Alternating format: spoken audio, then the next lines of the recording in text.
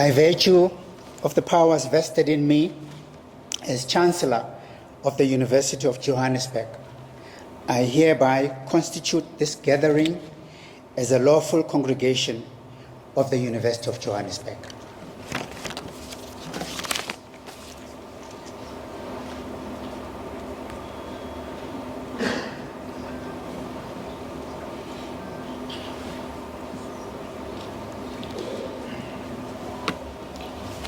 Thank you. I think we can sit down.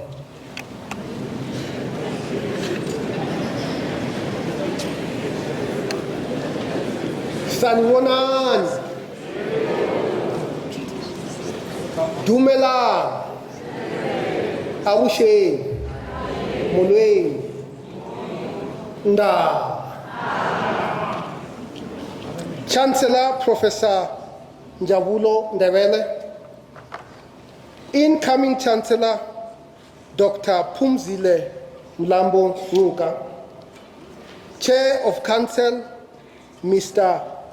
Michael Solomon Teke, and members of Council, previous Vice Chancellor, Professor Aaron Rensbeck, incoming Vice Chancellor, Professor Litlokwa George Mpedi, Your Excellencies, the Ambassadors, Minister Kuwai, and the entire UJ community, including alumni, ladies and gentlemen, again, molweni, nda, abusheni, sanibonani, dumelang, goeienaand, goeienaand, konnichiwa, ni hao.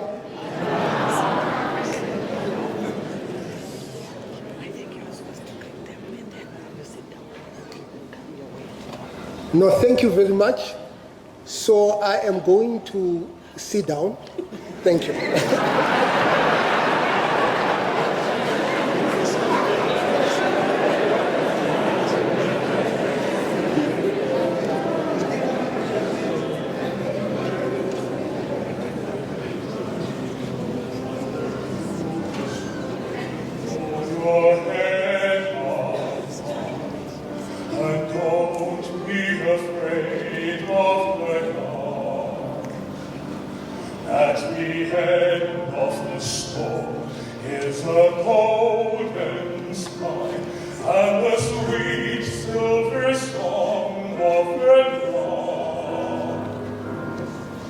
Walk on with hope in your heart.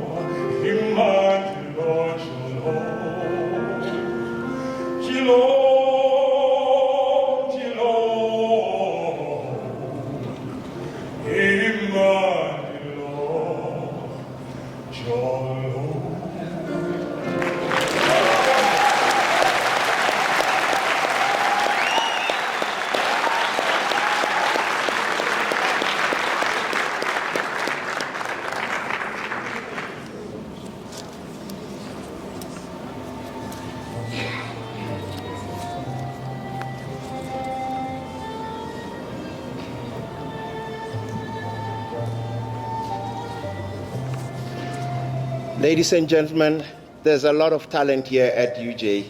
The talented UJ choir, Mr. Phumzile Mlambo-Ngcuka and Ms. Renette Bauer. I think they deserve another warm round of an applause.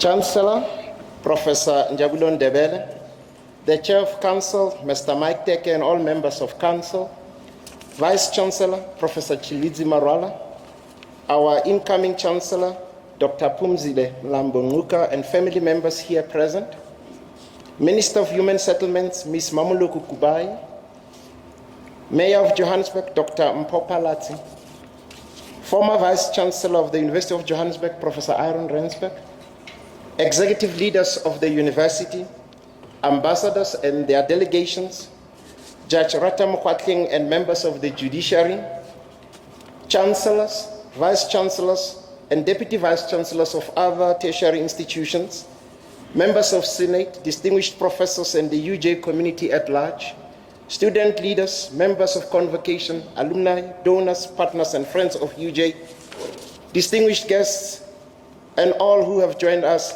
Sanibonani. You're not as energetic as you were earlier. I'm not going to let you get away with this. Sanibonani. Hoyanand. Good evening. Tawela. That's how it should be. It is indeed a great honor and special privilege for me to welcome you to the inauguration of our new Chancellor, Dr. Phumzile Mlambo-Ngcuka. Almost a decade ago, Professor Njabulo Ndebele walked up to this very podium and delivered a powerful and impactful address on the mind, spirit, and imagination. And he said at the time, open quote, "Awareness of perspective makes you less inclined to venture a quick opinion. It imposes the responsibility to listen, weigh, and then decide. I think this is the way of the mind, spirit, and imagination, close quote. I don't know if you remember this, Chancellor. These words were, in a sense, a precursor to his approach to his role as Chancellor of the University of Johannesburg. It is an honor to welcome you all here this evening as we pass the baton on from one highly esteemed Chancellor to the next. UJ, ladies and gentlemen, is undergoing seismic changes representative of a rebirth. Since our inception, we have openly embraced challenges and responded with great tenacity and resilience. I am confident that this very spirit will define the shift in leadership that is now unfolding. The installation of Dr. Phumzile Mlambo-Ngcuka represents the start of an exciting new epoch, and I look forward to her counsel and guidance in the coming years. As I ready myself to assume the role of Vice Chancellor of the University, it was important for me to acknowledge our institution's recent history during Prof. Ndebele's tenure. Although a Chancellor in the South African context is a ceremonial head, the reality is that Professor Ndebele has played a much larger role than that has catapulted the university to new heights in recent years. His work at UJ has set an important and lasting ethical foundation for Dr. Mlambo-Ngcuka. Over the last decade, Professor Ndebele has served as a wise guardian of the university. He has overseen changing seasons and eras, from feasts must fall to calls for decolonization, to the embracing of digital technologies, to the pandemic and beyond. Our recent emergence as second ranked on the continent and nationally in the QS World University Rankings, alongside our rise in other notable rankings and research metrics, is an affirmation that we have embraced reimagination at every tier. His role as a leading intellectual, his credentials, apologies, as former Vice Chancellor, and his powerful literary oeuvre has been a source of constant referral and inspiration. His deep understanding of the complexities of higher education, particularly as the power dynamics nationally shifted, has framed much of his approach. Ladies and gentlemen, as we close this chapter with Prof. Ndebele, we know that there will be many more words to fill volumes of books as he continues to be a voice of reasons in an age of uncertainty and turbulence. For his outstanding service to our university that has soared to untold heights, we will remain indebted. As I welcome Prof. Ndebele to the podium this evening to deliver his final words as Chancellor of UJ, I leave him with the very matter-of-fact words of the great South African poet, Phumzile. Open quote, "All things come to pass. When they do, if they do, all things come to their end. When they do, as they do," close quote. Ladies and gentlemen, the VC, that is the Vice Chancellor, Professor Tshilidzi Marwala, will deliver his speech and introduce the incoming Chancellor after Prof. Ndebele's address. Ladies and gentlemen, please note that after this formal program, there is another celebration that will take place at a marquee outside of the tent, in a marquee tent. We'll be most pleased if you could join us. I hope you have all brought your dancing shoes, and I hope that you are very thirsty, among others. Thank you very much for your attention.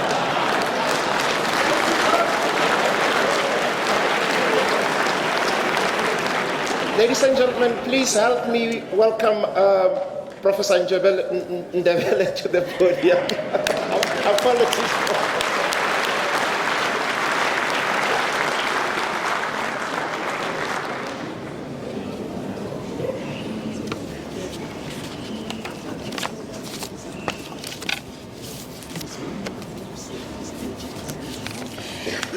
Just to begin by saying that there was no need for you to apologize. I'm often called Professor Njabulo and sometimes Professor Ndebele, sometimes just Prof. So everything works out well.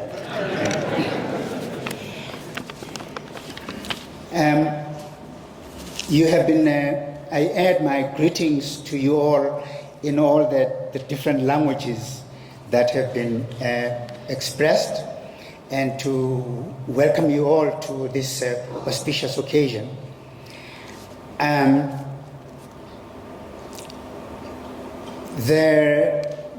Professor Mpedi said that, quoted certain words that I am supposed to have written or said, and asked if I remember.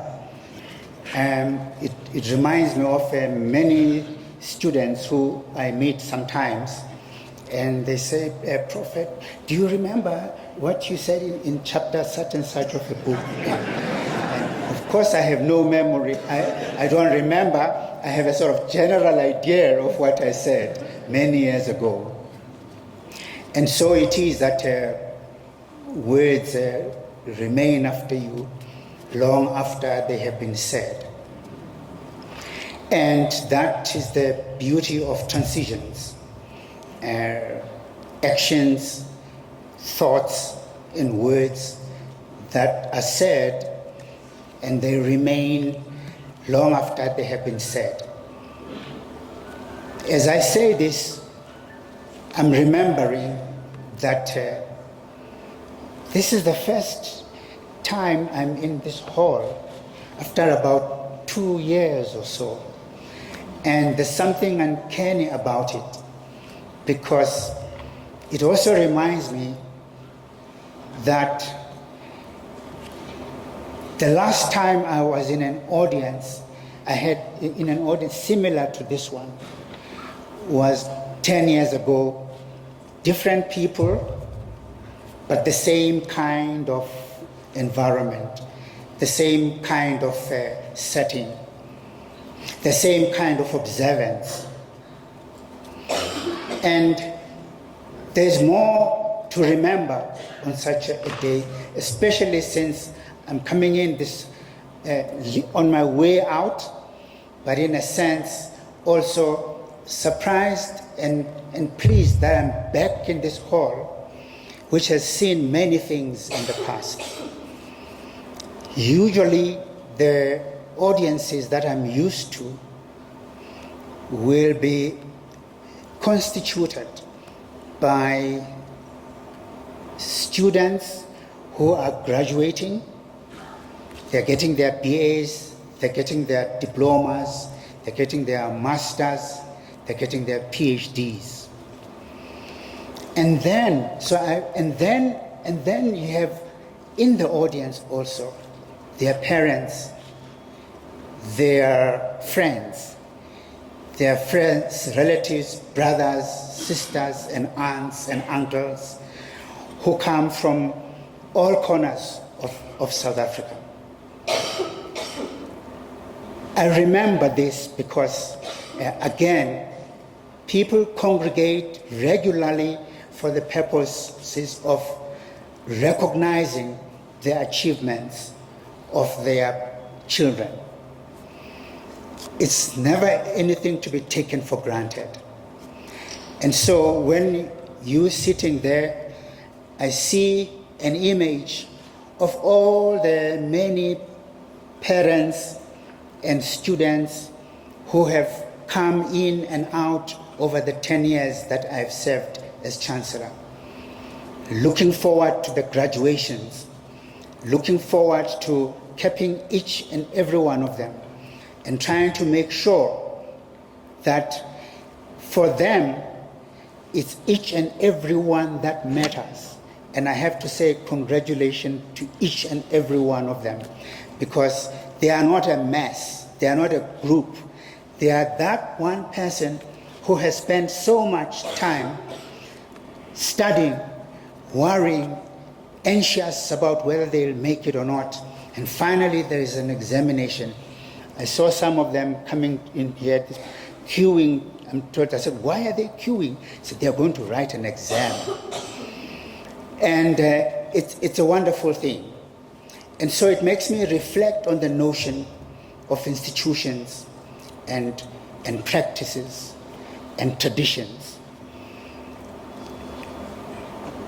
They are very important in creating a sense of self, not only for the individuals, but for the institution, for the communities in which we live. And we discovered community, the sense of community, not too long ago. I think it's last year in June or July, when there was an insurrection. And you remember that there was all the looting and everything until it all came to Soweto, the Maponya Mall. And the people in that community said, not here. We're going to hold on to this. It's our shopping mall. And I rediscovered in my mind the notion that having an economy is not about the big centre and so on only. It is also about the community seeing itself as an economic, as a unit of living that is disciplined, that is connected, that has a history behind it. So I'm contemplating, therefore, as I live, the notion of practices and traditions. Applying it to the university, I've enjoyed the traditions, the practices that we have seen coming here, just entering in an orderly way, each of us knowing why we're here, what we are coming to do, and keeping our fingers crossed that it will be one more successful event.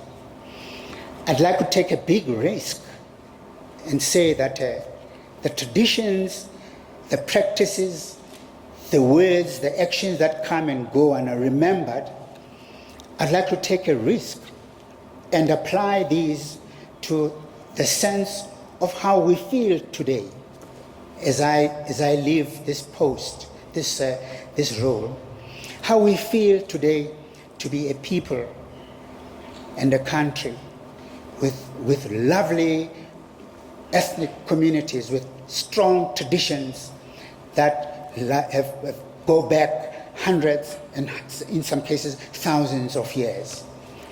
And they are still here. And in the last 150 years ago, there was a massive interruption, the colonialism and everything, and then apartheid and everything. It was a massive interruption that has left a strong sense of itself that is, in some cases, difficult to cast off. And since 1994, we've been trying to cast off some of those things, and we have done a pretty good job in many instances. But looking to the elections of 2024, we are wondering what it is that will bring us together, what it is that will constitute us into a society that remembers its past, that is in charge of its presence, and is planning, is thinking ahead about its future. And I'd like to take a chance and say that just from the example of the university, so does it apply to a country. That we will feel we're successful once we know what we expect out of the behavior of a single individual in a particular set of circumstances, because we have shared among ourselves the proper perspectives on decorum, on rules and regulations, on laws that have to be obeyed and followed, because we know that when they are not, everything collapses. We know, as institutions of universities in particular, that the institutions matter precisely because they are communal places. We all agree with whatever institution we're in. We all agree that we give something of ourselves to the institution. The institution becomes our bigger self. And when we let the institution become our bigger self, it means that we give it the rights and the discretion to give us a direction, because we trust the institution, because we trust the people that run it, because we share a common history. But when somewhere along the way we forget the history, then we get lost and we flounder and we flounder. So I believe that a country is the biggest of institutions. We have given ourselves to it through the constitution that we agreed must govern us. And whenever that constitution is flouted, is not followed, in some cases at the highest levels, everything goes wrong. We lose hope, we lose a sense of perspective, and so on and so forth. I feel, therefore, that at the end of my tenure as Vice Chancellor, as Chancellor,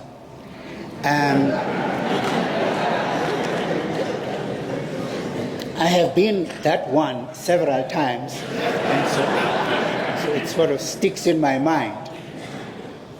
But I feel that there is in a university an institution of great value, that we appreciate it more the more the young people graduate and they get into positions of authority in government, in the civil service, and everywhere.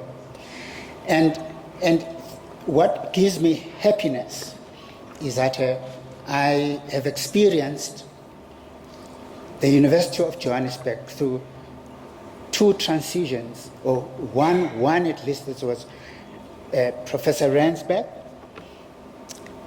I was appointed in his time, and he handed over to Professor Marwala. A very smooth transition. And I think there's about to be a very smooth transition again.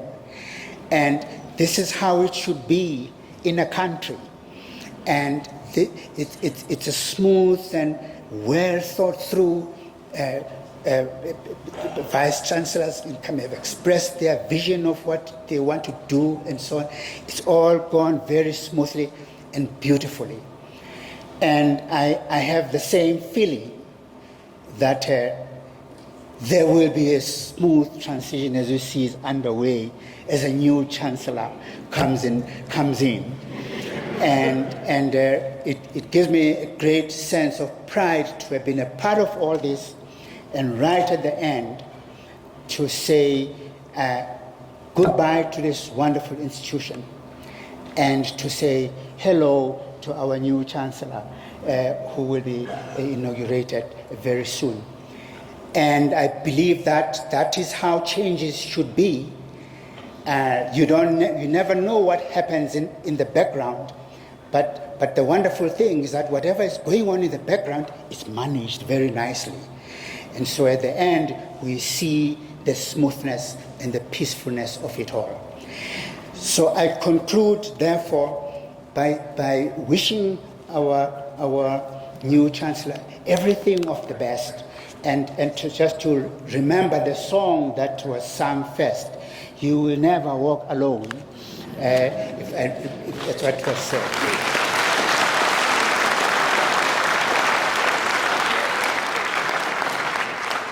And thank you very much for being here to witness this tremendous change and transformation.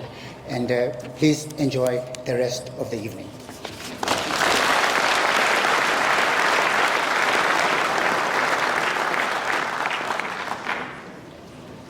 Greetings again.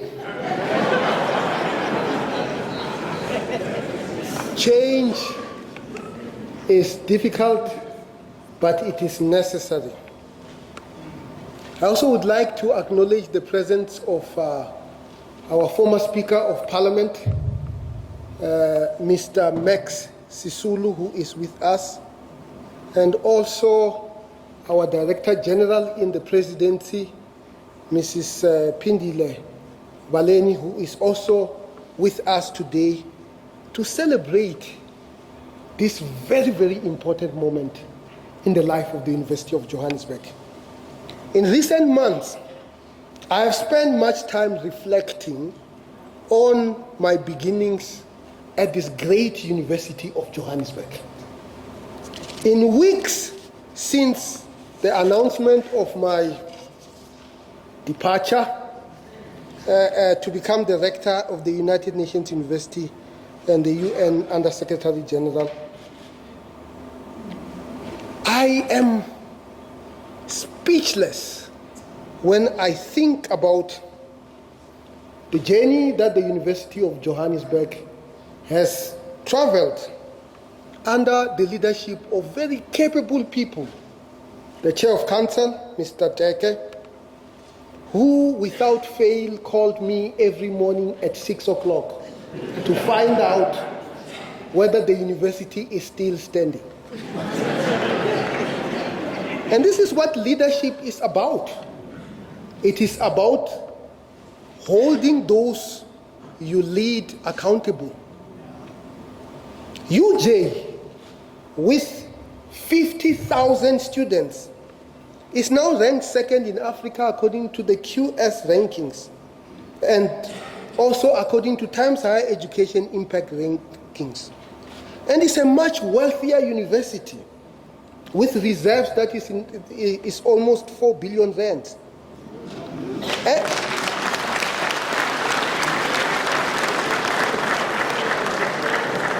And furthermore, it is a far more significant university in the global education landscape. The Zambian poet Musenga Katonga eloquently captures the feeling of these new beginnings that we are about to embark on what I would characterize as a great change at the University of Johannesburg. Beckoning bright lights bring events expected to excite while gears grind to guide and invite innovative insight. Novel nuances every night, negative notions nullified, close quote. This is really what the University of Johannesburg is about. Nullifying all negativities and augmenting all positivities. I joined University of Johannesburg in 2009. I used to be a professor at the University of the Witwatersrand. And I joined University of Johannesburg full of hope as the executive dean in the Faculty of Engineering and the Built Environment. I am glad to report today that the Faculty of Engineering and the Built Environment at the University of Johannesburg now produces more research than any other faculty in South Africa.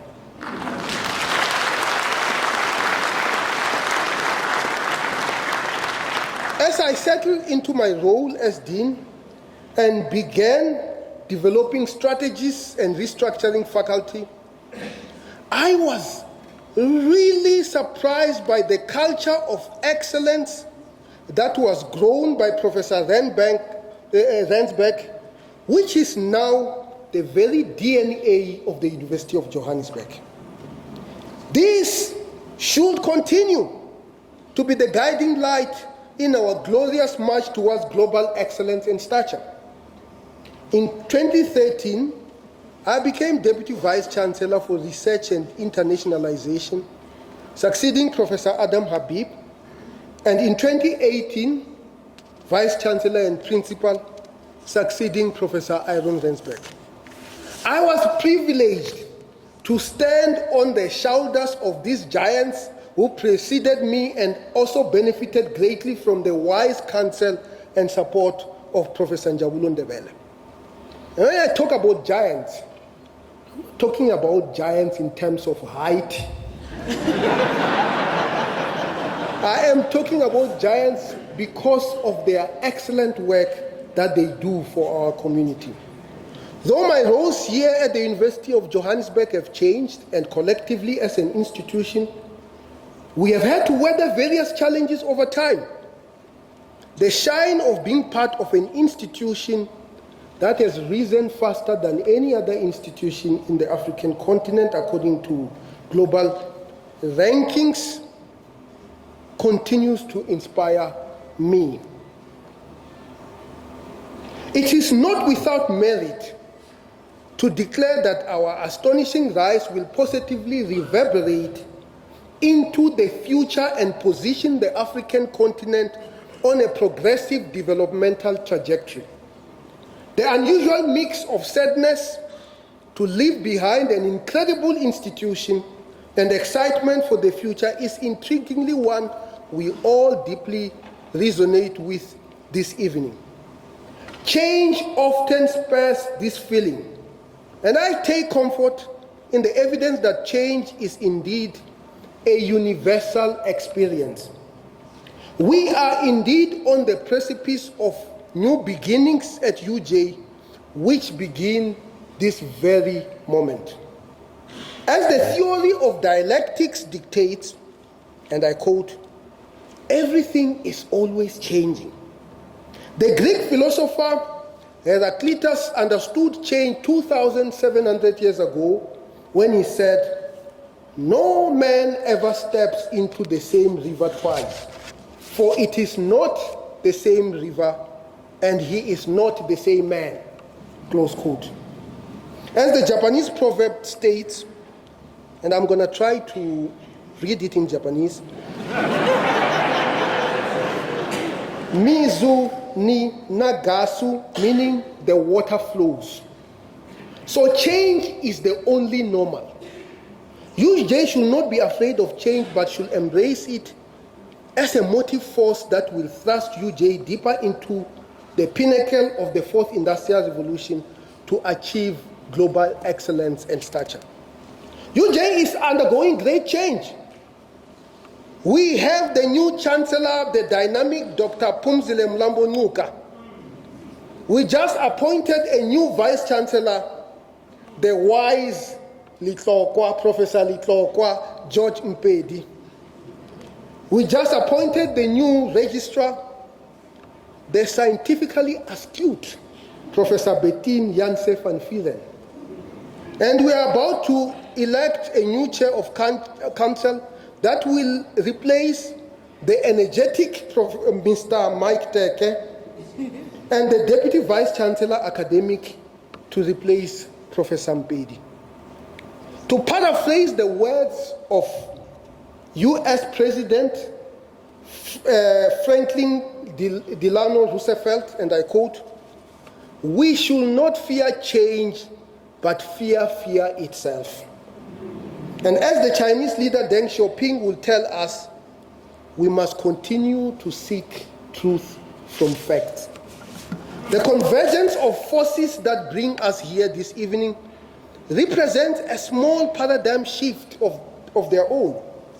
Alongside Dr. Phumzile Mlambo-Ngcuka, whose excitement and passion for education has been palpable as we visited some of UJ's schools and labs, I reflected on the implications of this great change and have come to a firm conclusion that the future of UJ is indeed in excellent hands. As a futurist, I know that a paradigm shift signifies significant change and advancement, and this is something that should be readily and openly embraced and not feared. To paraphrase Thomas Kuhn's 1962 iteration of the structure of scientific revolutions, paradigm shifts are a necessary part of life. UJ should therefore use this time to orientate its focus on the fourth industrial revolution to have a more positive impact on society. As my grandmother Bochiane often said, and I quote, "Knowledge only becomes education when it is used for the advancement of society." It is therefore an honor to be able to usher in this new change and epoch at UJ, our new Chancellor. Dr. Mlambo-Ngcuka's commitment to education, with the emphasis on leaving no child behind, will find roots in Professor Ndebele's legacy. Our university, born out of a merger, holds the weight of the promise of the new South Africa. While glaring gaps and deficits admittedly remain, our ability to soar to the dizzying heights of African academy, according to global rankings, even amid uncertainty and upheaval, is a source of strength that we should constantly refer to. As Professor Ndebele's tenure demonstrates, our identity can be affirmed through our Pan-African lenses. Now, as we continue the fight for greater access, greater equity, and equality, Dr. Mlambo-Ngcuka provides a steady and guiding hand, defined by an exemplary career that has emphasized literacy, gender equity, and resilient education systems. Her credentials are impeccable. From the humble beginnings in the dusty streets of the struggle to the political corridors of this country, and later to the United Nations as Under-Secretary General and Executive Director of UN Women in 2013, we have absolutely no reason to lament that we do not have role models, because in her, we do have a dynamic and excellent role model.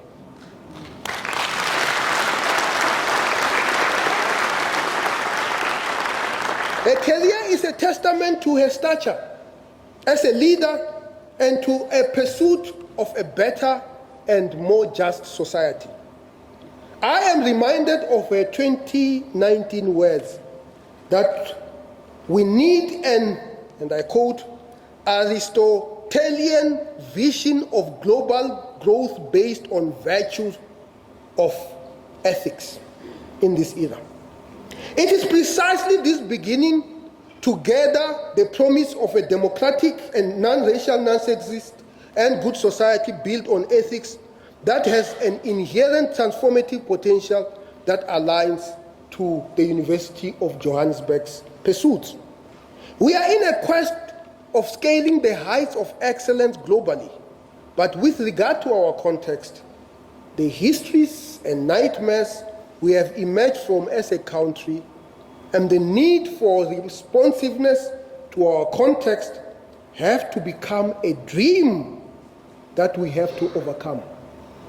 We dream and innovate through our research, teaching and learning, and reaching community engagements. Accordingly, I am proud, Madam Chancellor, you have come to lead a university that now produces more research output than any other university in South Africa.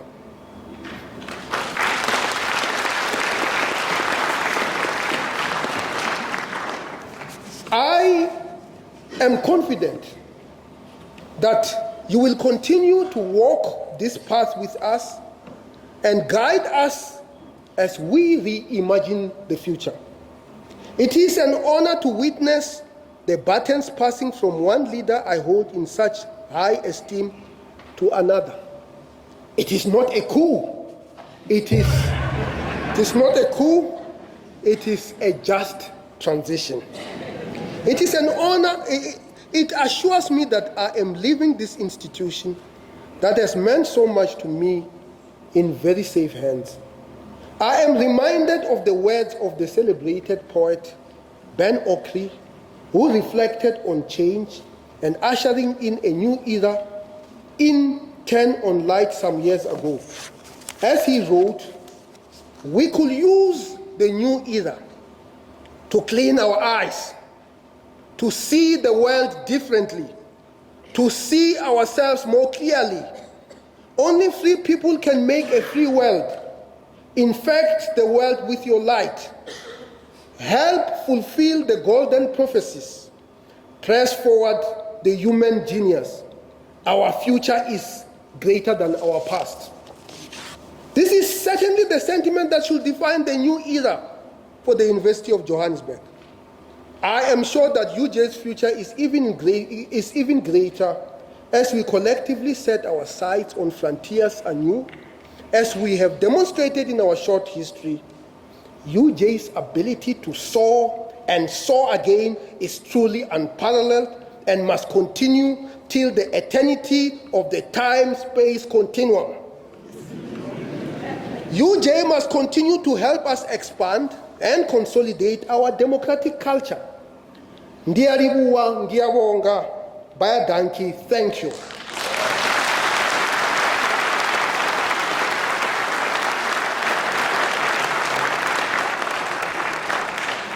We will now proceed with the inauguration of the Chancellor.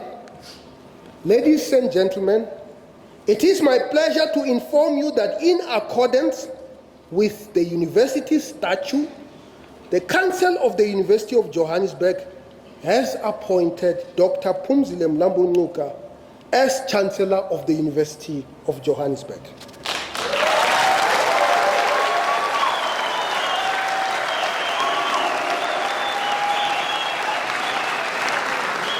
So I am going to request Professor Mlambo-Ngcuka to come to the podium as I read her biography.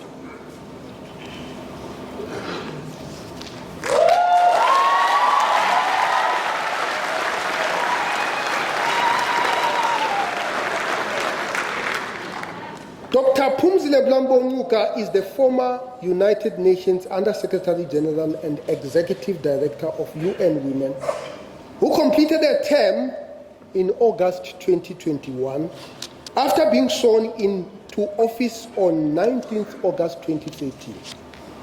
Dr. Mlambo-Ngcuka was born in 1955 in Claremont, KwaZulu-Natal. After matriculated from Outgoing High School, she was awarded her bachelor's degree in the arts and education at the National University of Lesotho in 1980. She further obtained a qualification in gender policy and planning from the University College of London in 1988, a master's degree in philosophy from the University of Cape Town in 2003, and a doctorate in technology and education from Warwick University, awarded in 2013. She has authored several scholarly and other opinion pieces, including in the Harvard International Review. And just recently, she authored a preface of my book,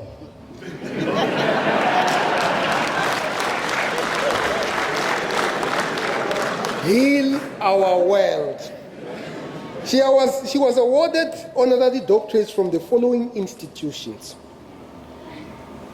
Technikon Witwatersrand, one of the Pekesa institution of the University of Johannesburg, the University of the Western Cape, Nelson Mandela University, the University of Fort Hare, the University of Witwatersrand, and Rhodes University.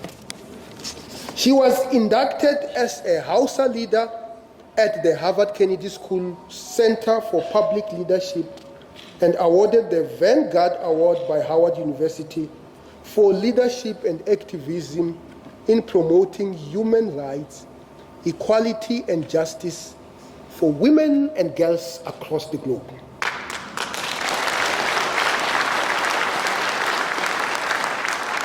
Throughout her illustrious career, she directed her energy towards issues of human rights, equality, and social justice, with a specific emphasis on gender and youth development. She was a lecturer at the Mpumalanga Teachers Training College in 1980 to 1981, and thereafter she became a teacher at the Outgoing High School. And by the way, Outgoing High School was founded by the first president of the ANC, John Langalibalele Dube. He then moved to Geneva to take up a position as the coordinator at the World YWCA, where she established a global program for young women from 1984 to 1989. In 1989, the year I finished matric, she returned to Cape Town, where she spearheaded TEAM, an ecumenical organization that focused on upskilling women. She continued along this path of community service when she opened the World University Service in South Africa, where she promoted literacy and rural development. She also led her own consulting agency called Phumelela Services, where she focused on race and gender issues. Dr. Mlambo-Ngcuka worked tirelessly on programs and policies to reduce inequality throughout her political career. Her political journey began as a member of the first democratically elected South African Parliament, 1994 to 1996, then as a deputy minister in the Department of Trade and Industry, 1996 to 1999, as Minister of Minerals and Energy in 1999 to 2005, and finally as Deputy President of South Africa from 2005 to 2008. An example of a commitment during her political career are the Accelerated and Shared Growth Initiative for South Africa, which afforded young unemployed graduates international working experience. Having dedicated her life to bringing an end of apartheid, she became the first woman to hold the position of Deputy President, the highest ranking female political career in the history of South Africa.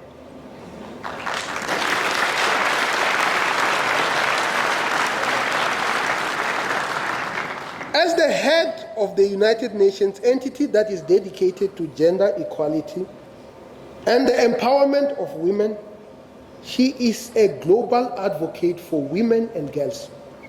She leads the organization's innovative work on transforming social inequalities and discriminatory norms with initiatives such as the Hair for She movement, driving men and boys' engagement in gender equality, the Unstereotype Alliance initiative influencing advertising norms for positive change and equal representation, and help countries to change hundreds of laws that discriminate against women and the girls.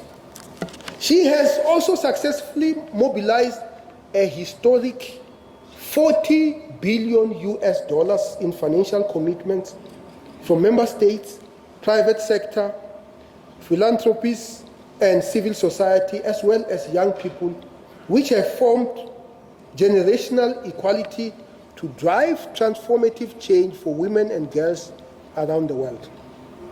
Dr. Mlambo-Ngcuka continues to be engaged and affiliated with organizations committed to education, women empowerment, and gender equality. Such affiliations include the Mlambo Foundation, and she's the founder, the Global Partnership and Fund to End Violence Against Children, African Leadership Academy, and the Mandela Rose Foundation. Ladies and gentlemen, if I continue to read her bio, I am going to collapse because my feet are already tired. Chancellor, I now request you to confer the authority, rights, and privileges of the office of Chancellor on Dr. Phumzile Mlambo-Ngcuka. Phumzile Mlambo-Ngcuka, inasmuch as the Council of the University of Johannesburg has appointed you Chancellor in accordance with the university statute, and inasmuch as you have graciously accepted the appointment, I have the sincere pleasure in announcing that the authority, rights, and privileges of the office of Chancellor are now conferred upon you.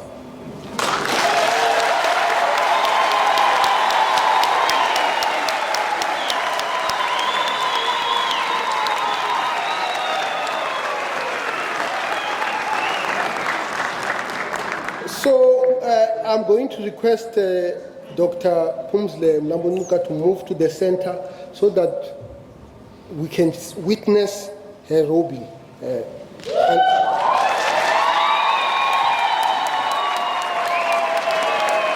I will also request Mr. Teke and Professor Ndebele to join us in this room.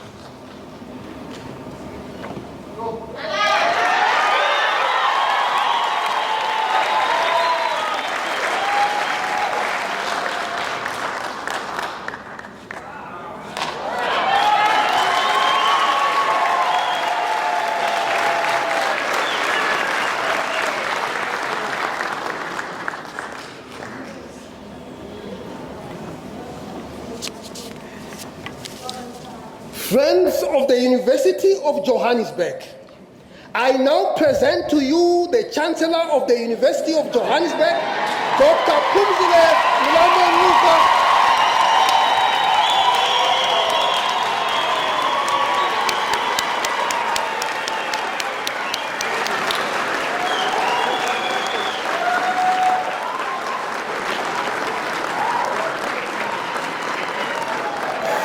Since you interrupted me, I am going to begin again.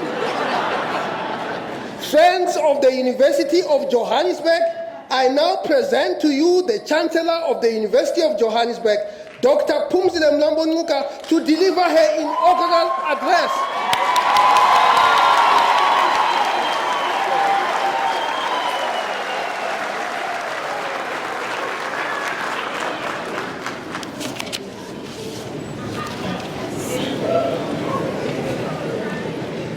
Thank you, Prof. Sanbonani, Dumelan, Abshin, Huyenand, Jalunjar. Professor Njabulo Ndebele, Chancellor of the University of Johannesburg, Chair of Council, Mr. Mike Teke, Vice Chancellor Chilizi Marwala, previous Vice Chancellor Professor Aaron Rensbeck, incoming Vice Chancellor Professor George Mperi, Your Excellencies, the ambassadors, ministers, the President of the SRC, ladies and gentlemen.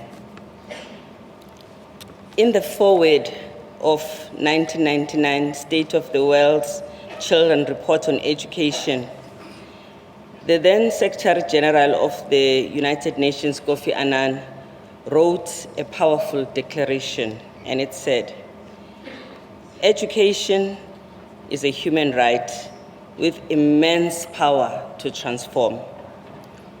On its foundation rests the cornerstone of freedom, democracy, and sustainable human development." These words capture the place of education in our long journey of development and our hopes for our country. I could not agree more with Secretary General Kofi Annan, even as I accept that education is not a panacea. Let me start by thanking the Council for nominating and appointing me to this position. I am truly overjoyed.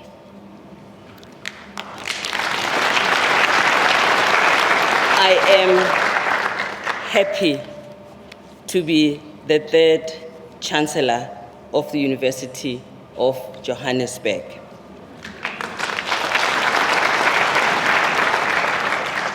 I think the more I listened to Professor Marwala, is the more I felt this is the right decision. It feels right.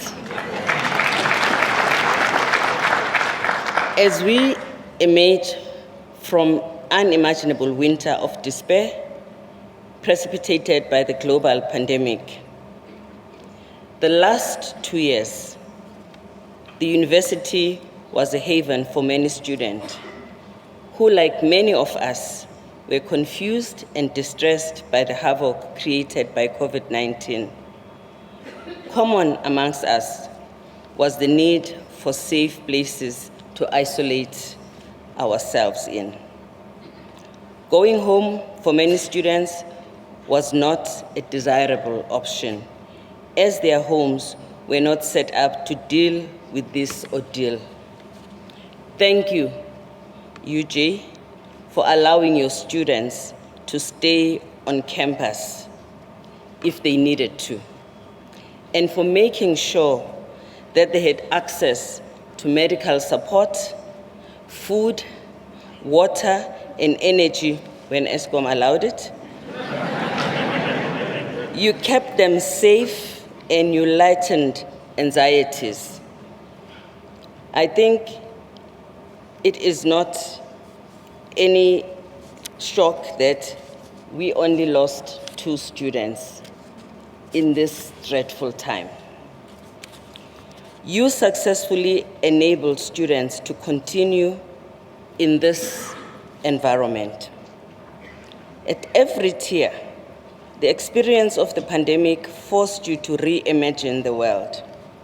I am impressed that UJ has demonstrated that it can help us imagine the future we want. Thank you to the lecturers for rising to the occasion and to the students for doing their part, making sure that even at that difficult time, little time was lost.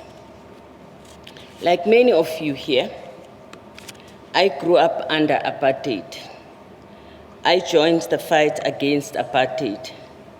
I saw the victory against apartheid. I saw the emergence of a democratic South Africa. I worked to build a free South Africa. I saw the state capture, and I saw the destruction of progress that the country had made. In a tiny framework of our history, our own hard-won victory, and the many years that we put into it seem to erode in front of us. Nevertheless, we are determined that our country will find its way. At this point, though, we do not have a single political party in South Africa that is really strong and ready to govern and deliver services to all the people with honesty, with excellence. This is a challenge we face. We have excellence in pockets in the political spectrum, but that is not enough. We all have to work to breathe life back into our parties and into our political system. We are at risk of allowing our hard-won freedom to go to waste. I hope not under your watch. Falling into a slippery slope and sleepwalking ourselves into what could become a failed state is not an option. We have too many people in this country with the capacity to take us forward. And if we were in any way to fail to do this, our children and grandchildren will never forgive us.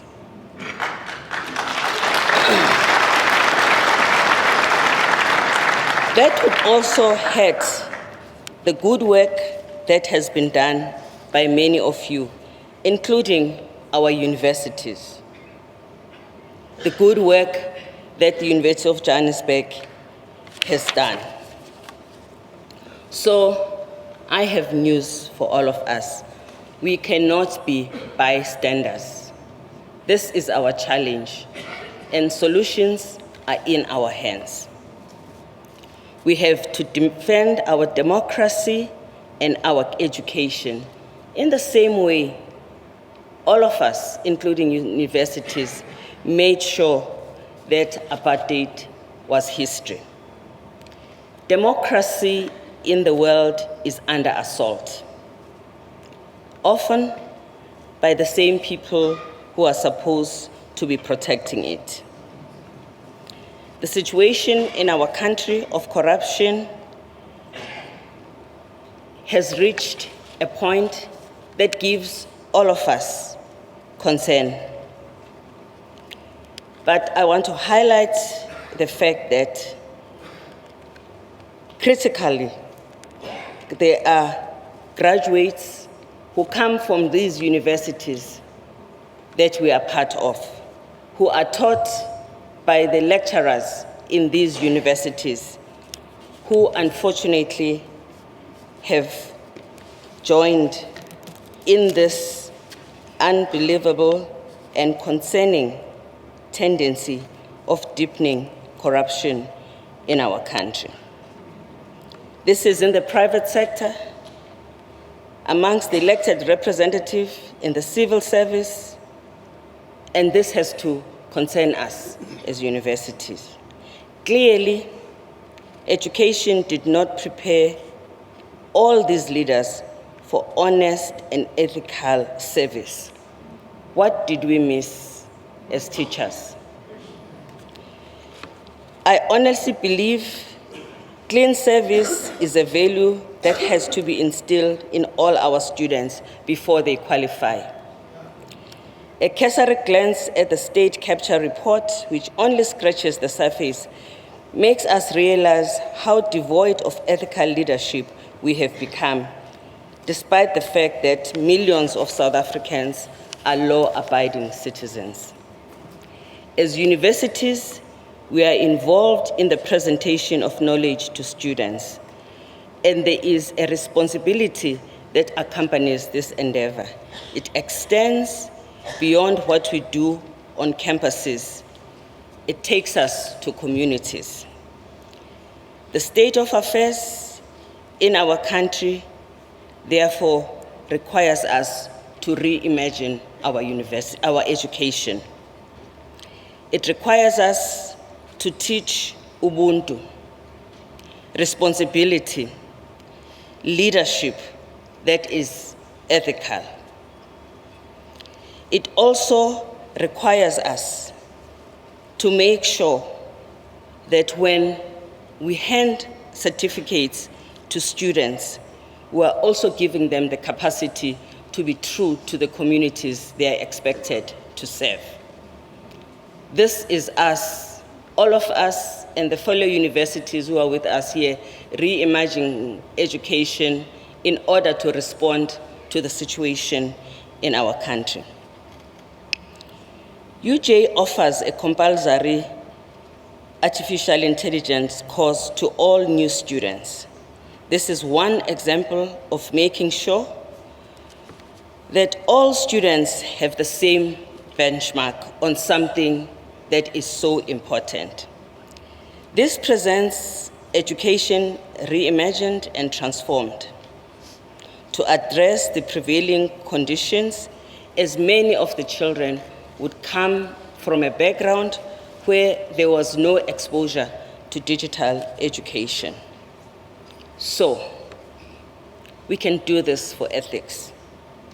We can offer all students exposure before they leave the university to education that teaches them ethics and accountability.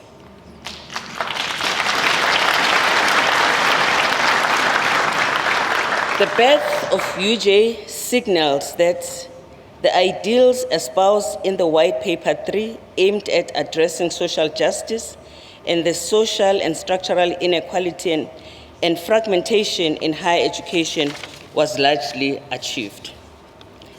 As this institution demonstrates, the future will belong to those who can reimagine it, who can take time to reflect on it and make the necessary changes.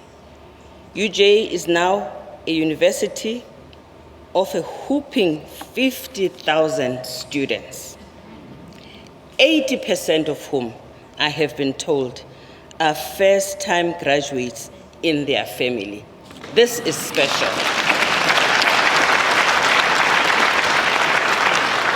You have heard from the Vice Chancellor that the QS World University rankings indicated that UJ is now ranked second nationally and on the continent, and that UJ is now ranked second in the country for research output, according to the Department of Higher Education and Training.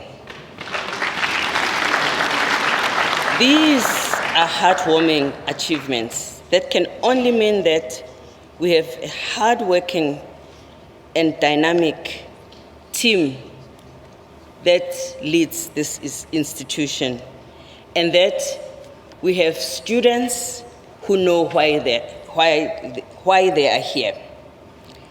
These incredible facts served as a personification of shaking of the shackles of our past and opening new vistas. Whilst we acknowledge these indicators of success, our journey is only beginning as we continue to pursue our dream and the vision that we had for our country in 1994. We still have it.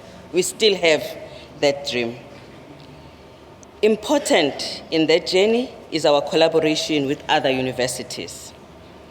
So let me take this moment and thank the representatives from our sister university present here for honoring us with your presence.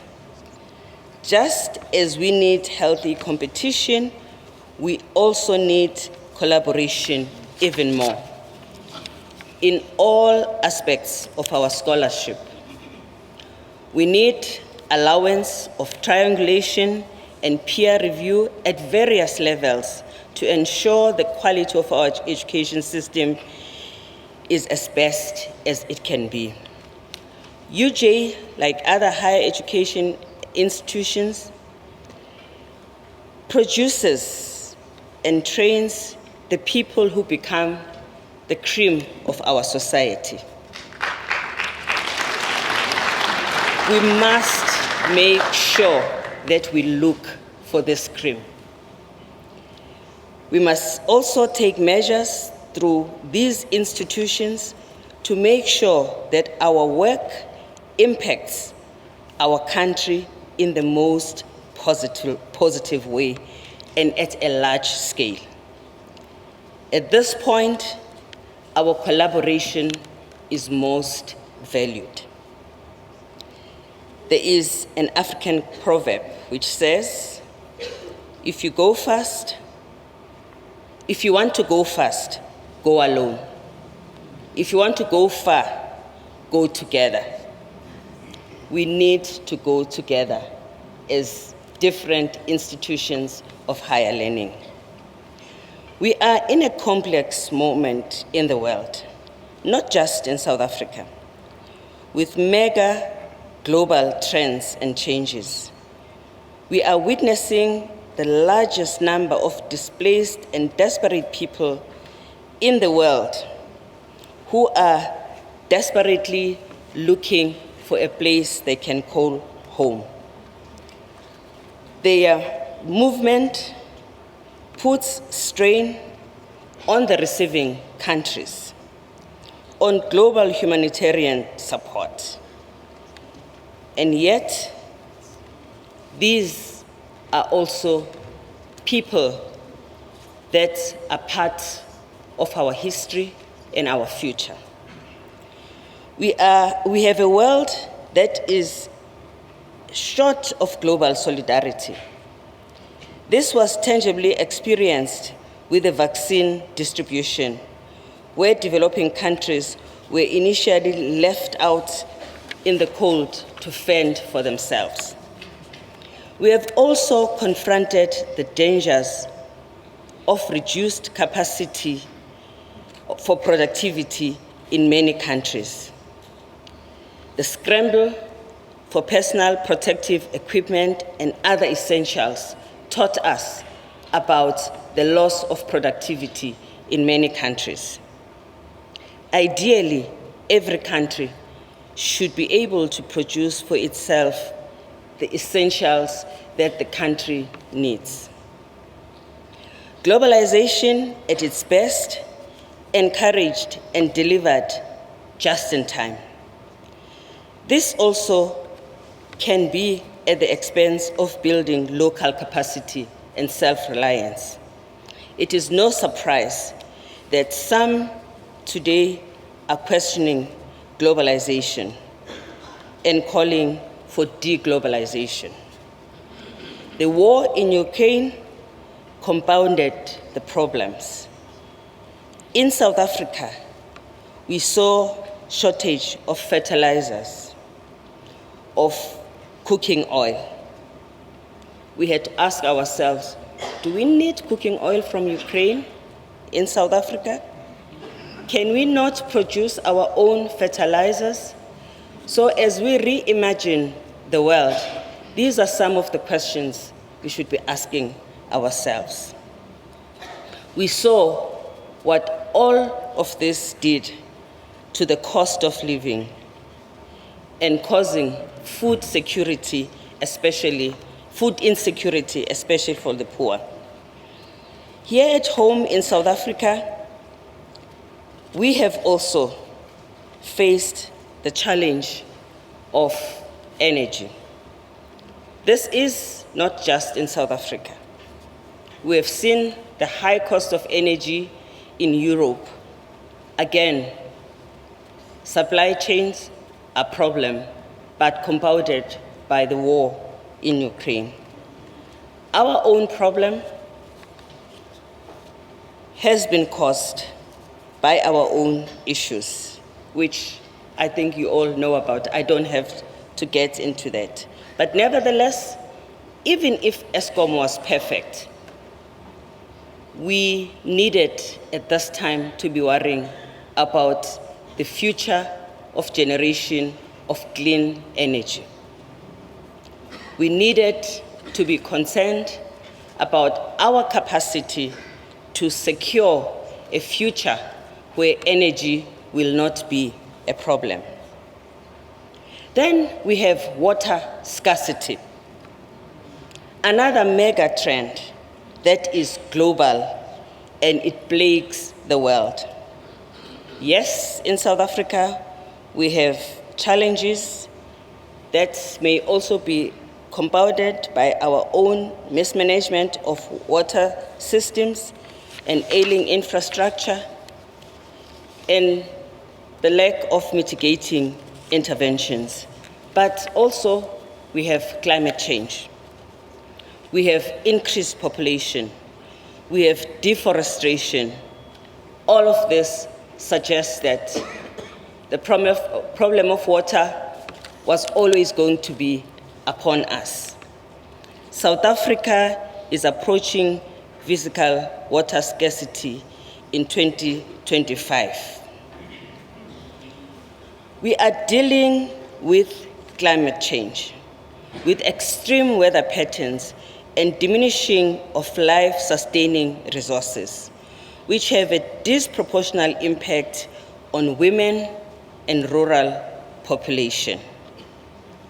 In reimagining our world, our education, we have to think about mitigating all these mega global trends. I have learned of some encouraging developments at UJ that speak specifically to these challenges we face. For example, there is a constant exploration of other sources of energy, such as solar power. Similar, there is research at the Water and Health Research Center at UJ, which deals with the relationship between water and human health based on the premises that no other advancement in the field of medicine and health have attributed more to increased lifespan and improved general health than the access to safe water, as well as improve domestic hygiene and sanitation. The Institute of Nanotechnology and Water at the university explores the potential of nanotechnology applications to alleviate many of South Africa's water problems, the result of which can be applied also by other countries in Africa. This our country needs, and this we appreciate. Africa is a young continent. It has the largest number of young people in the world.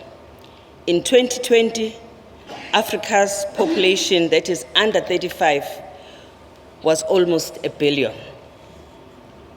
And 40% of the population was aged 15.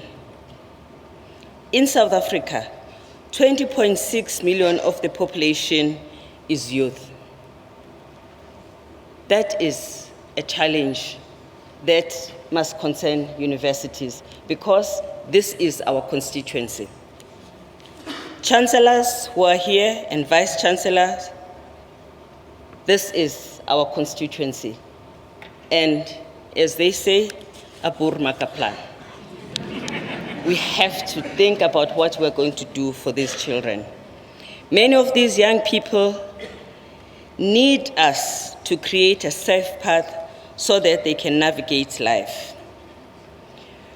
With the growing of youths that are out of work and out of school, it means that we have to make sure that these children do not grow up to be adults that will not have the future we wish for them.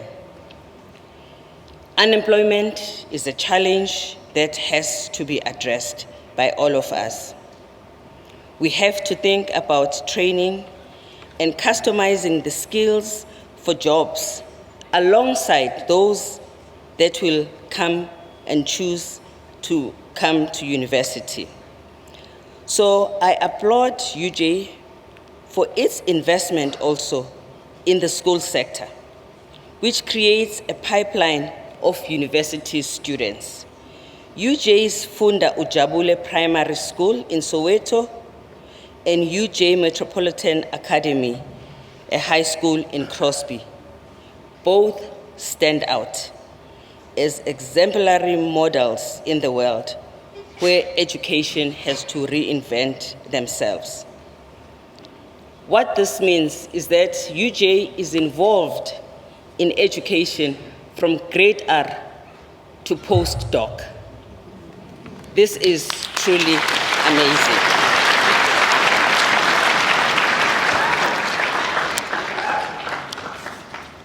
There is a challenge also that we face, another mega trend, and that is the fourth industrial revolution and what it brings. I am glad that this university has embraced this challenge and has invested in the training of students. As we think about the future of technology and what we have to learn, I'm glad to know that that is in the DNA of this university. I can tick that this is not something we have to worry about. The enthusiasm for use of technology, even for those who do not take the STEM subject, is encouraging. I would like to thank Professor Marwala and the rest of the academic staff and the students for making sure that this took root in this university.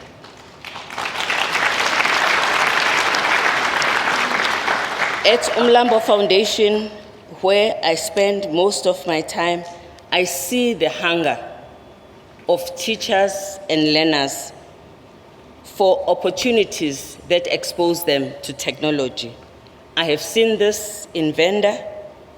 I have seen this in many other parts of South Africa and in East and Southern Africa where we work. The UN Summit on Transforming Education, which just finished at the 2022 UN General Assembly and was led by young people, highlighted the diverse needs of education and urged member states to look carefully at the unfolding reality globally regarding the demand for appropriate skills.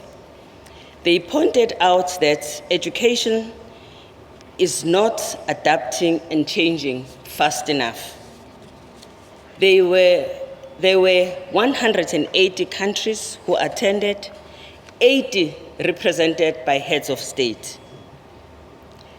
There were pre-consultations in 115 countries where the reimagination of education was discussed. In this summit, they also highlighted the importance of including green education and gender awareness in the curriculum of the future. Technology was placed right and center of the reimagined education, and they lamented unequal education within countries and between countries. These are critical changes for us to deliver on SDG 4. Gender digital divide still leaves many women and girls behind, especially in 3 areas: access to gadgets and use of technology. Secondly, skills needed to enable full participation. And thirdly, the role of women in leadership and decision-making of technology institutions in public and private sector. This entrenched differentiation between the digitally haves and the digital have-nots only further deepens inequality. According to Statistics South Africa, in 2020, only 37% of South African households have had consistent access to internet through cell phones or computers. The data indicates that even though there was increased access to internet connection in households, rural areas still lag behind significantly. What we do here in UJ in exposing students to technology is in part a great contribution in addressing these students who come from technology-deprived communities. I've also seen in visiting UJ the Techno Lab at this campus, which has made great strides in bridging some of the awareness and literacy gap through their skills initiative, including an emphasis on girls. The Soweto Lab, which also offers children in the township a unique opportunity to do experiments they cannot do in their schools, under the guidance of scientists. In my interactions in these institutions associated with UJ, be they the schools or the science lab, I have been filled with hope when I saw so many young people with doctorates. Congratulations. I commend you for these efforts and for having these role models right within our communities. We also have a problem of literacy in our country. We know that South Africa, according to the World Bank, has 87% of adults who are literate. We are below Mexico, Brazil, Azerbaijan, and this adult illiteracy has a direct impact on the illiteracy of children. I am raising this while I have my colleagues from other universities. We have to address this because it is the foundation that our country needs. The fact that we have children who reach standard 4 without knowing how to read for meaning in any language is a crisis. We as universities have to be concerned about the training of teachers who teach foundation level. We have to make sure that our children can speak and write and understand in their mother tongue. If we do not do that, we are bringing our education down. In our reimagined education, these are the challenges we otherwise face. Gender inequality enables gender-based violence. Gender equality in education is one way in which patriarchy thrives from generation to generation. And this presence of gender inequality in our institution weaponizes society.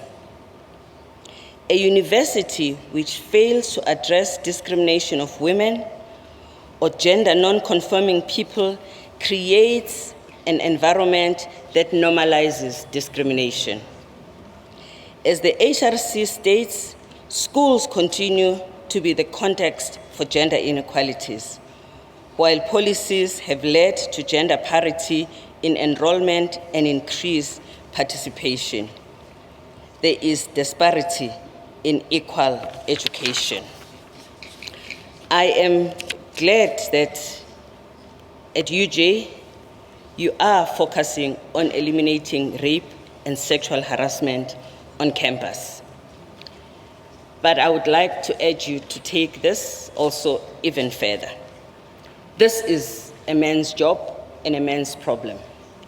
Gender inequality is a responsibility of men to address. Because perpetrators of discrimination against women is perpetrated by men. Rape is perpetrated by men. Sexual harassment is perpetrated by men.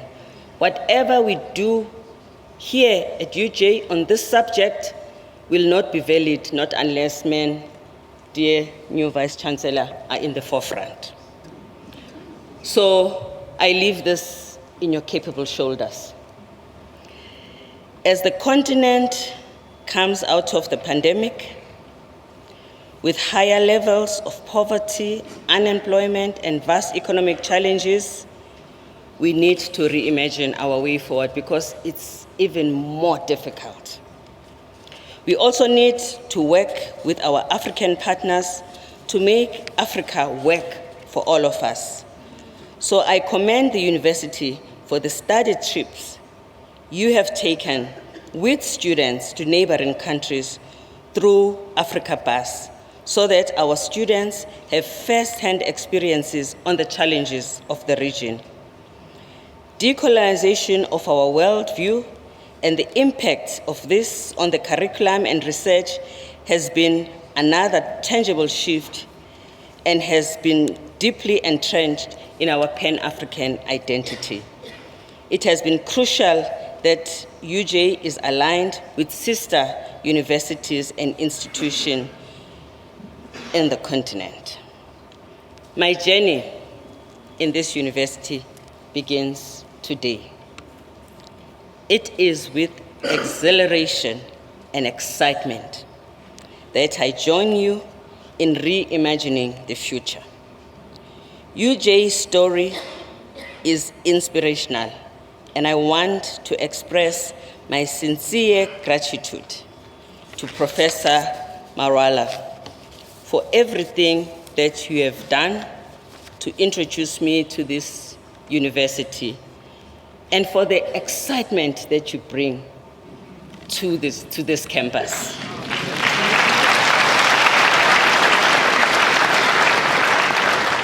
I want to thank Mr. Teke for the leadership and for the 6 a.m. calls. They worked. I want to thank Professor Ndebele for the leadership that has made sure that UJ has sailed to a safe place and is ready to take the next journey. And I want to thank the members of Council for their confidence in me and for their warmth. I also want to thank the students. My short encounter with the president of the SRC was warm.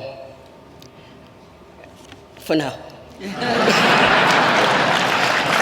I hope we can continue on this journey. I also want to thank my family for always being there, for the support and for the encouragement, as well as my team at Umlambo Foundation. I leave an announcement to my friends who are here that akubhaliswa kum umuntu ofuna ukuzofunda apha. I don't take registration of students coming to UJ. I, however, will welcome your support of this university. I have no doubt this new chapter will be full of excitement. UJ's footprints will be visible and stronger globally and nationally, and that this is a dream we must collectively pursue. Count on me to be part of that journey. I leave you with the words of the former president of Burkina Faso, Thomas Sankara, who once said, "You cannot carry out fundamental change without a certain amount of madness. We must dare to invent the future." I thank you.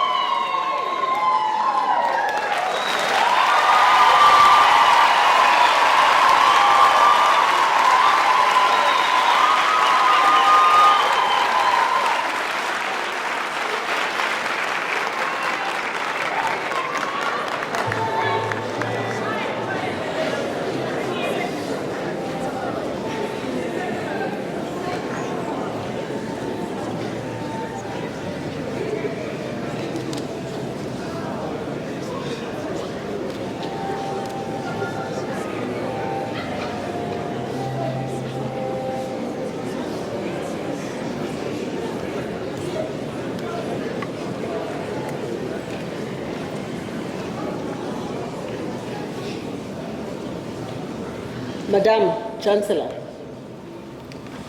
thank you for this afternoon.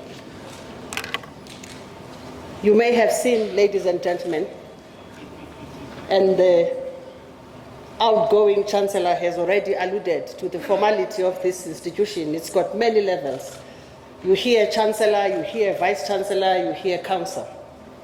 Mine this evening, I have been tasked and honored to welcome Mr. Mike Teke, the University Chair of Council, to the stage for a congratulatory statement on some wise words of wisdom. The Council, ladies and gentlemen, governs the university, and Mr. Teke's role during his tenure has emerged as an exemplary template for leadership. It is fitting then that as we undersee these seismic shifts this evening, that we turn to him once again for guidance. For Mr. Teke is an embodiment of UJ leadership and all its structures. May I therefore request you to allow me and accompany me to welcoming Mr. Mike Teke to the stage. Thank you.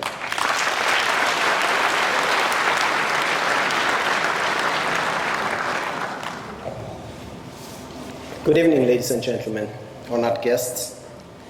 I think the list will be very long if I were to welcome and greet everybody who's here, but you are all welcome to this family. I stand here tonight believing that my short message will not only be listened to, but will also be heard. I'm proud to have been associated with this institution for a long time. And during that time, I held positions as a member of Council. I became chairman of the Human Resources Committee of Council, and ultimately I became chairman. Yes, Prof. Marwala is right, I've worked with him very well. It is during this period that I watched men and women of this institution being hard at work in making this institution a great and strong institution. I'm proud of my association with this institution, and I'll fade into the horizon, but not only completely disappear, as I will watch as this institution progress and become stronger and stronger. Ladies and gentlemen, every nation of this world becomes strong, grows strong, and remains strong on the back of strong institutions. And South Africa is no different. Ladies and gentlemen, honored guests, our country deserves to be modern. Professor J.P. Landman, in his book, The Long View, he quotes two great professors when describing modernization. He quotes Professor Molefi Kete Asante from Temple University in Philadelphia. And I quote, "I would contend that modernization is not a byproduct of the West. It is a natural product of societies seeking to make life more comfortable and convenient for their citizens." Then Professor Njabulo Ndebele puts it, "It is the quality of organized living that counts."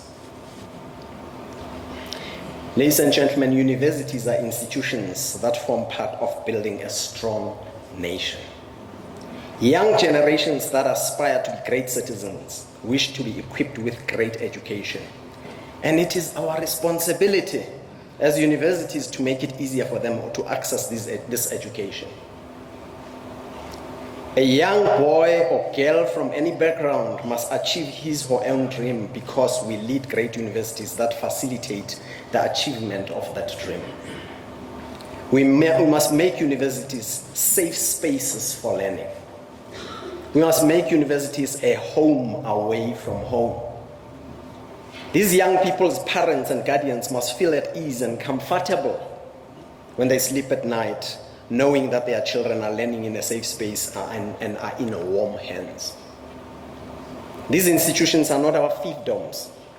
I never wanted to own a university. We don't own them and cannot therefore turn them into our piggy banks or our route to a great fortune. They deserve to be respected. They must be preserved as institutions of higher learning. Honored guests, in my own small way, I believe I tried to participate in initiatives. And I believe I could have made sure that these young people become better citizens, The UJ Men's Forum must continue. The feeding scheme is amazingly useful as it caters for around 4,800 students a day. The book reading sessions on Fridays must continue, Professor Marwala, even if we're not there, both of us. All these initiatives are directed and driven by great and dedicated professionals in this university.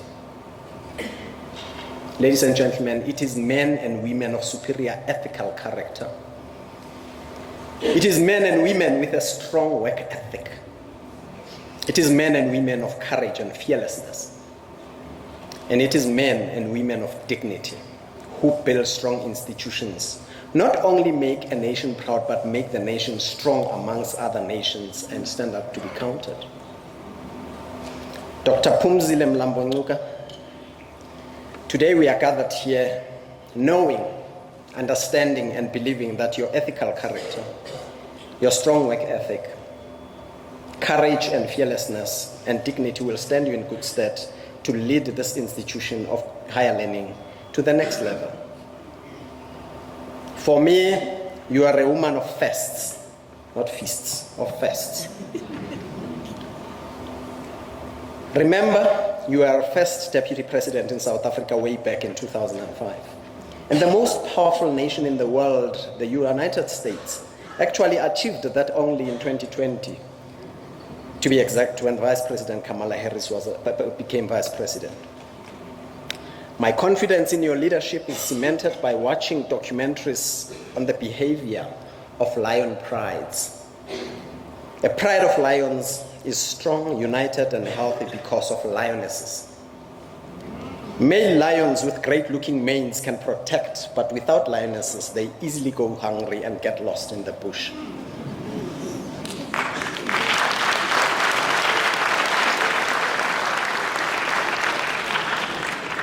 Colleagues, ladies and gentlemen, honored guests, President Xi Jinping, in one of his statements on education, he says, I quote, "We need Chinese characteristics in order to develop world-class Chinese universities.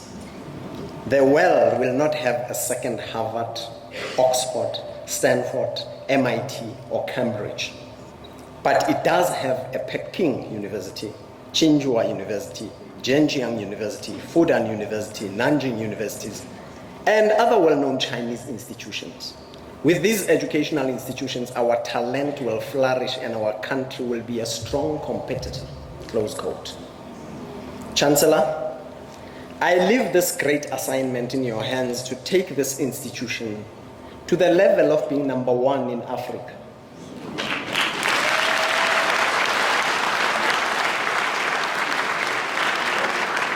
I leave this assignment in your hands to take this institution to being a university of choice for that young boy and young girl coming from that remote village of South Africa, being driven by a power of dreams.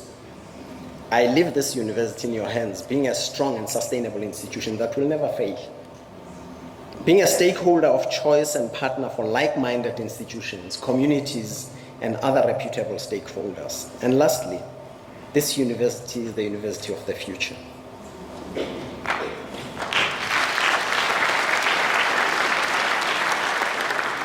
It may feel and sound destabilizing to hear that UJ is facing a change of leadership in several senior roles. We are installing a new chancellor. We have already done that. Dr. Phumzile Mlambo-Ngcuka, congratulations.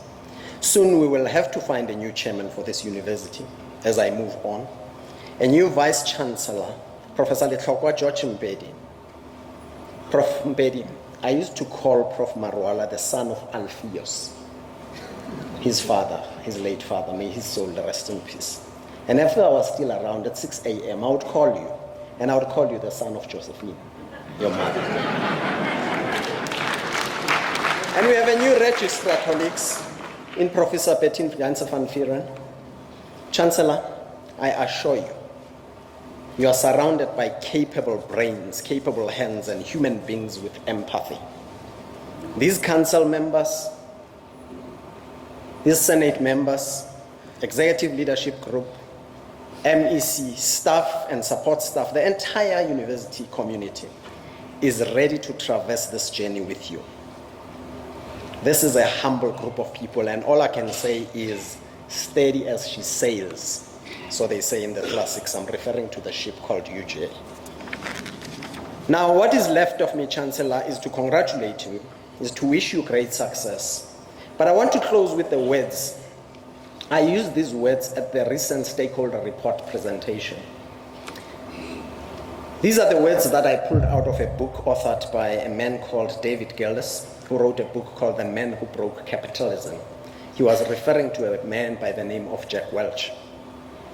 And when Reginald Jones, who was the CEO of General Electric, handed over the reins to Jack Welch, the company was a $14 billion company, market capitalization. And Reginald Jones said to Jack Welch, "Jack, I give you the Queen Mary." Jones said, "This is designed not to sink." Welch didn't miss the beat. I quote what Jack Welch said. He said, "I don't want the Queen Mary." He snapped back, "I plan to blow up the Queen Mary. I want speedboats." Now, colleagues, as I congratulate our new Chancellor, as I congratulate our new Vice Chancellor and the new team that's taking over and the new chairman who will be coming in, UJ is a great ship. My message is simple to all of you. She is not designed to sink. I thank you.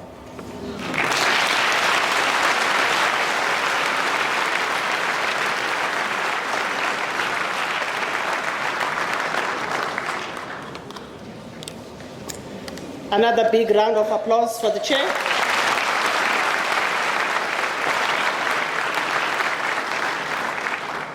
Thank you very much, Chair.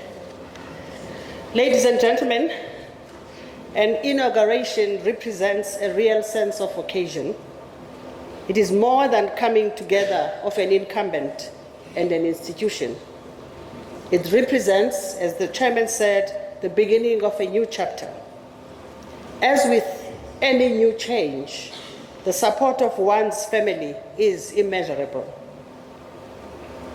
It is my great honor, therefore, to welcome Dr. Phumzile Mlambo-Ngcuka's family here this evening. As the late Archbishop Tutu said, the family is a God's gift to you, as you are to them. Ladies and gentlemen, just if you must know, the Chancellor inkosikazi yakwaMbona, oMpandla, oNtsheke, oChayingwe, oMnqwazempele. It is my pleasure, therefore, to invite Mr. Bulelani Ngcuka and Mr. Luyolo Ngcuka to join us on the stage.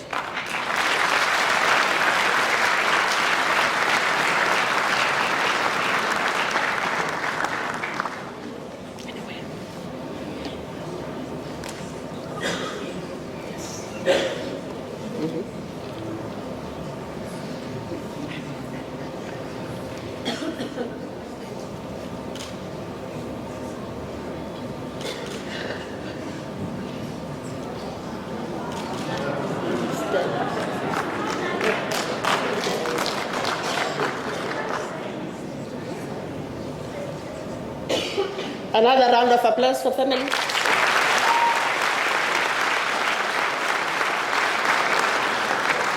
I'm sure everyone was waiting for that moment that says, "Kiss the bride."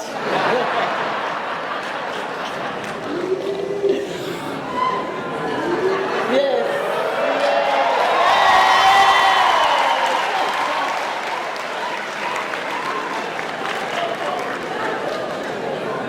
That's right. Over the coming years, as I'm sure the years that have led up to this moment have demonstrated, you will be an invaluable source of support to the new Chancellor and also to the Council.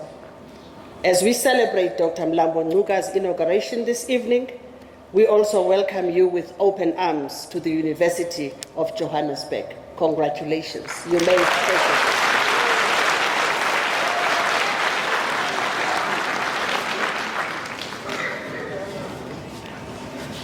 Ladies and gentlemen, as we close off this ceremony tonight, It would be remiss if I did not allude to the great work that has been done at UJ, as you may have been hearing. We are an institution, and this is not boasting, we are an institution worth talking about. I think tonight the dinner table will just be flushed with all the news of UJ. As Dr. Mlambo-Ngcuka's speech alluded, we boast exemplary competitive primary and high schools that mirror our commitment to redefining teaching and learning in the fourth industrial revolution. As the new Chancellor was talking here, she mentioned that UJ takes students from grade R to postdoc.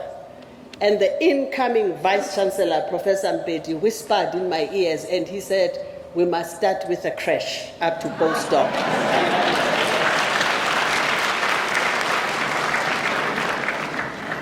UJ has grounded its strategy in responding to the challenges and opportunities of this era, and our success has been resounding. It is no accident that we have risen to new heights in recent years. The new Chancellor has alluded to the Phumzile Njabulo School in Soweto. The school was founded in 2010, our school, in partnership with the Gauteng Department of Education. The objective behind the school was multi-pronged. One, it was aimed at providing excellent primary school education to children close to the UJ Soweto campus, which it demonstrably has done. But secondly, it was also aimed at creating a practice of a learning site for the education of teachers of young children, enabling child development studies and research on children's performance in the school curriculum, and creating a resource center for schools in the vicinity at Soweto.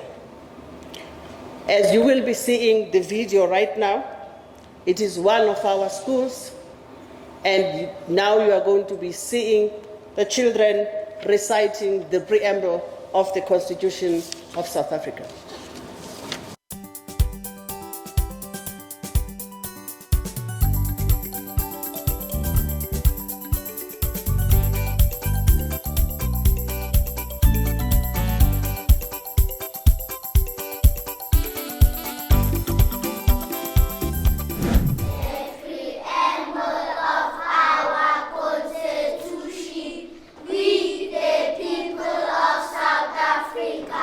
Recognize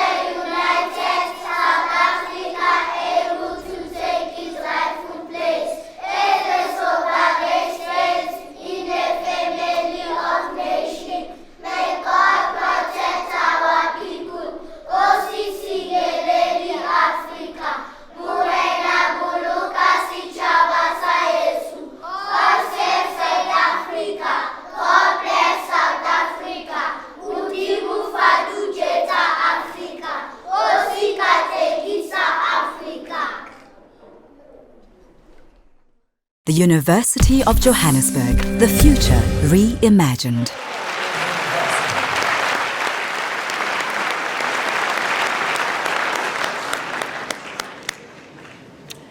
That was Grade R UJ Funda Ujabule School.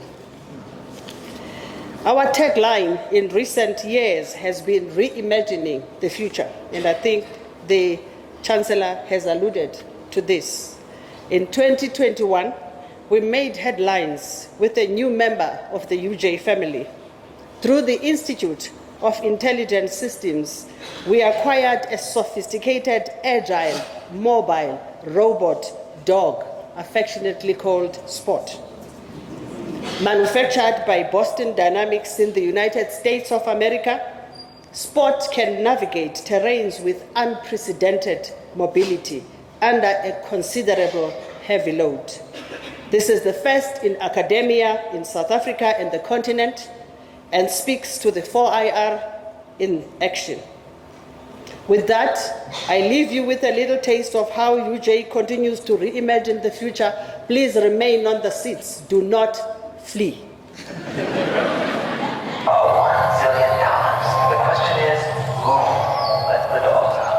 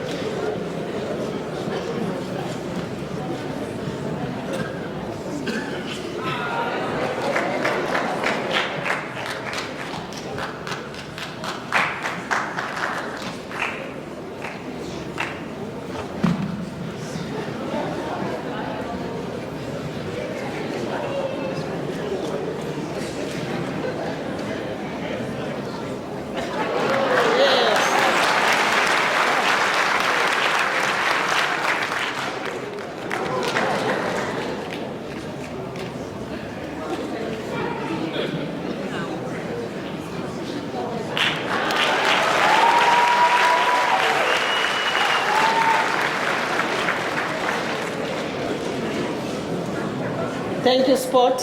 It is not a dog that just dances. There's a lot that the dog can do.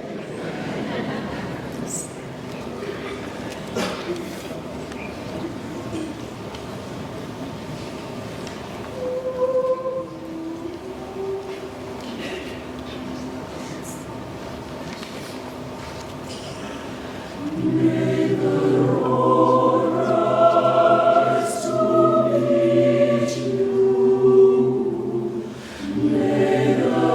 wind be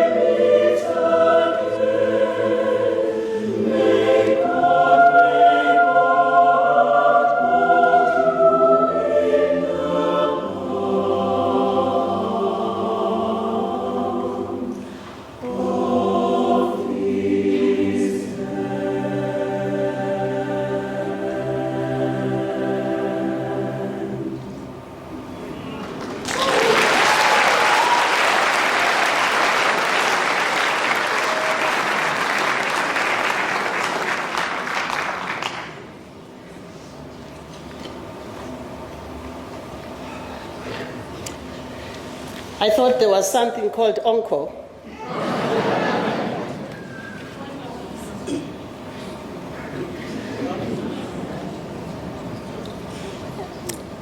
It's all right. It's okay. We miss you.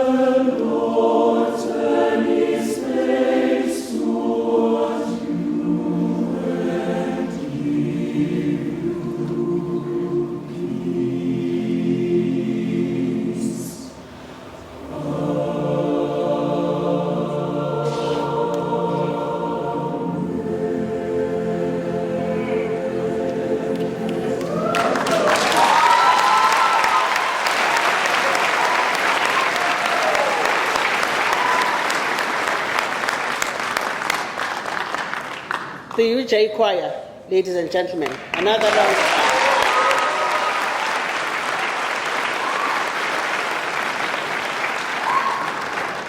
At this point, may I call upon the Chancellor to come and wrap the evening. To you, Prof. No.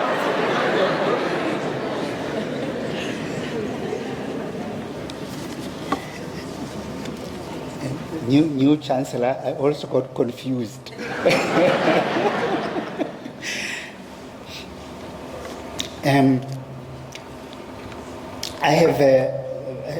I seldom run short of words, but I am short of words right now. And just to say to the Chancellor that suddenly I feel this pang of jealousy that I'm leaving this institution.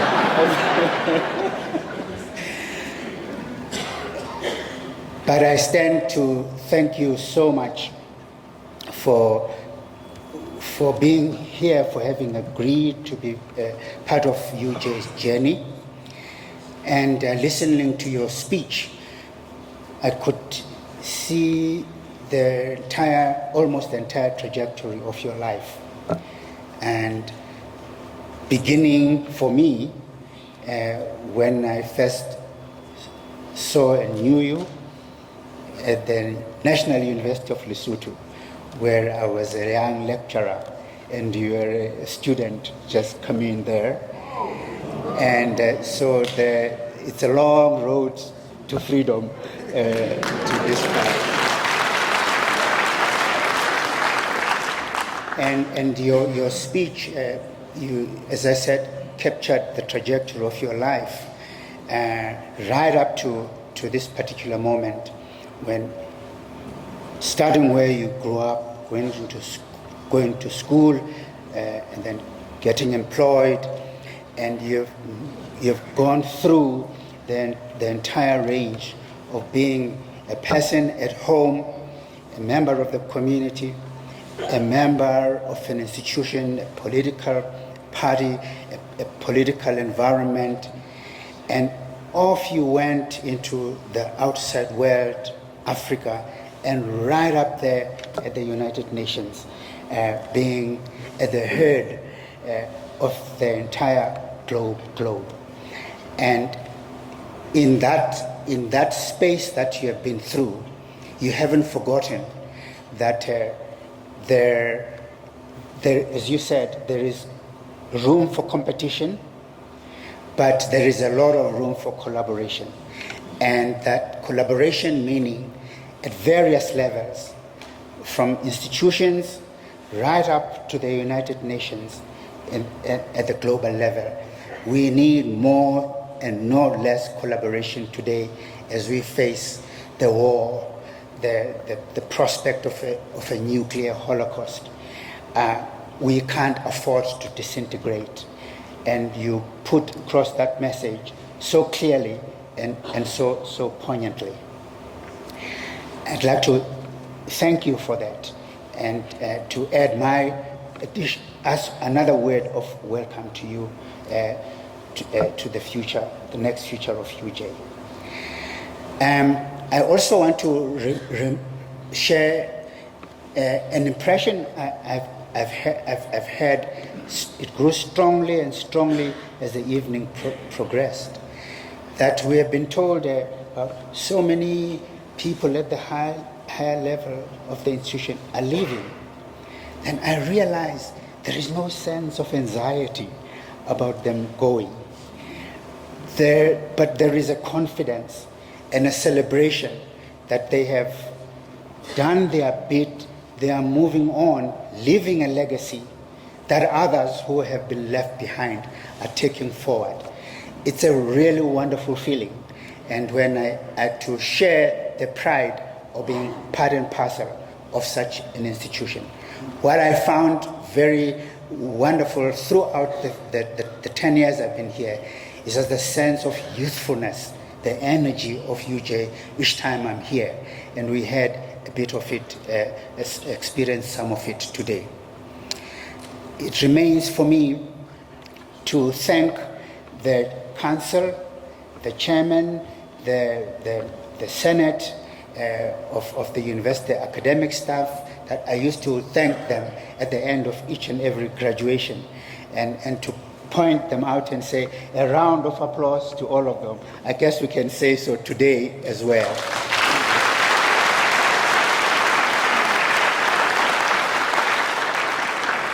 And I can't live without saying thank you to the youth, the representatives of the youth of this campus, and the excellence that they bring from the choir that you listen to today.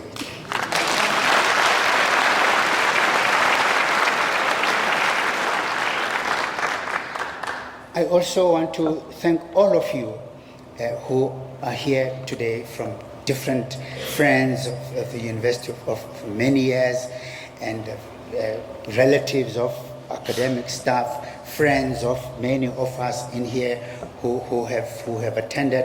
Your presence is deeply appreciated. You brought yourself and your lives into this institution to participate in it, and the whole evening leaves me extraordinarily inspired. And thank you so much for having taken the time off to be here to celebrate the arrival of a new Chancellor. And we thank you greatly for putting aside time to be here. Thank you very much.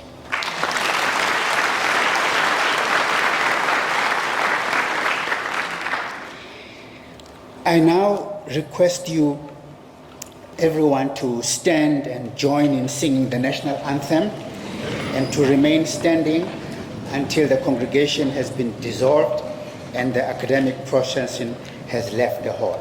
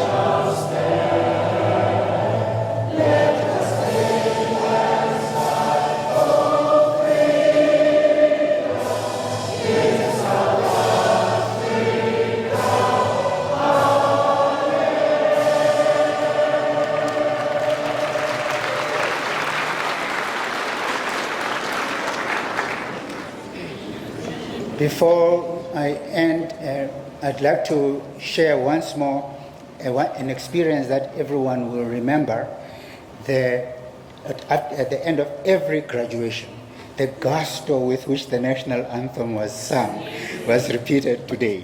It's a wonderful experience to relive. And now, for the last time, by virtue of the powers vested in me, I now pronounce this congregation dissolved.